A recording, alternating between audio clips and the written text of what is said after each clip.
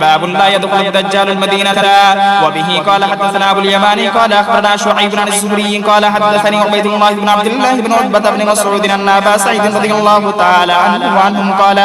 حدثنا النبي صلى الله عليه وسلم يوما حديثا طويلا عن الدجال فكان فيما يحدثنا به أنه قال يأتي الدجال وهو محرم عليه أن يدخل ركاب المدينة فينزل بعد الصباح التي تلي المدينة فيخرج إليه يومئذ رجل وهو خير الناس قال من خيار الناس فيقول أشهد أنك الدجال الذي حدثنا رسول الله صلى الله عليه وسلم حديثه فيقول الدجال أرأيت إن قتلت هذا ثم أحييته هل تشكون في الأمر فيقولون لا فيقتله ثم يحيي فيقول وما والله ما كنت فيك أشد بصيرة مني اليوم فيريد الدجال أن يقتله فلا يسلط عليه. وبه قال حدثنا عبد الله بن مسلمة عن مالك عن نعيم بن عبد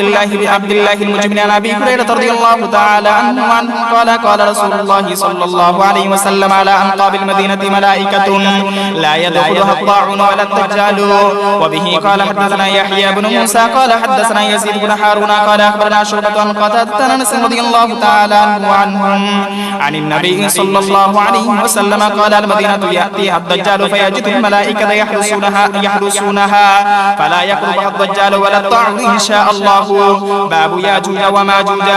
وبه قال حدثنا أبو اليماني قال أخبرنا شعيب بن الزهري قال وحدثنا إسماعيل قال حدثني أبي عن سليمان عن محمد بن أبي عتيق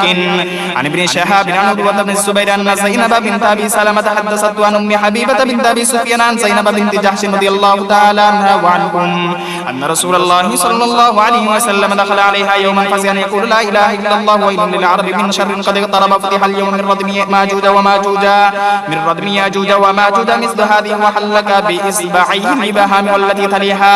قالت زينب بنت جحش فقلت يا رسول الله أفنهلك وفينا الصالحون قال نعم إذا كثر الخبث. وبه قال حدثنا موسى بن إسماعيل قال حدثنا وحي قال حدثنا ابن طاووس عن أبي هريرة رضي الله تعالى عنهم عن النبي صلى الله عليه وسلم قال يفتح الردم ياجوج وماجوج مثل هذه وقد وحي 90. بسم الله الرحمن الرحيم. كتاب الأحكام. باب قول الله أطيعوا الله وأطيعوا الرسول وأولي الأمر منكم. وبه قال حدثنا عبدان قال أخبرنا عبد الله عن موسى الزهري قال أخبرني أبو سلمة بن عبد الرحمن أنه سمع أبا هريرة رضي الله تعالى عنه وعنهم أن رسول الله صلى الله عليه وسلم قال من أطاعني فقد أطاع الله ومن عصاني فقد عصى الله ومن أطاع أميري فقد أطاعني ومن عصى أميري فقد عصاني. وبه قال حدثنا إسماعيل قال حدثني مالك بن عبد الله بن دينار عن عبد الله بن عمر رضي الله تعالى عنهما وعنهم أن رسول الله صلى الله عليه وسلم قال لا كلكم راع وكلكم مسؤول عن رعيته فالإمام الذي على الناس راع وهو مسؤول عن رعيته والرجل راع على أهل بيته وهو مسؤول عن رعيته والمرأة راعية على أهل بيت زوجها وولده وهي مسؤولة عنهم وعبد الرجل راع على مال سيده وهو مسؤول عنه ألا فكلكم راع وكلكم مسؤول عن رعيته. باب الأمراء من قريش. وبه قال حدثنا أبو اليماني قال أخبرنا شعيب بن الزهري كان محمد بن جبير بن مطعم يحدث أنه بلغ معاوية رضي الله تعالى عنه وعنهم وهو عنده في وفد من قريش أن عبد الله بن عمرو يحدث أنه سيكون ملك من قحطانا فغضب فقام فأثنى على الله بما هو أهله ثم قال أما بعد فإنه بلغني أن رجالا منكم يحدثنا حديث ليس في كتاب الله ولا تثر عن رسول الله صلى الله عليه وسلم أولئك جحالكم فإياكم والأماني التي تضل أهلها فإني سمعت رسول الله صلى الله عليه وسلم يقول إن هذا الأمر في قريش لا يعاديهم أحد إلا كبكم الله على وجهه فما قام الدين. تابعه نعيم بن المبارك عن معمر الزهري عن محمد بن جبير.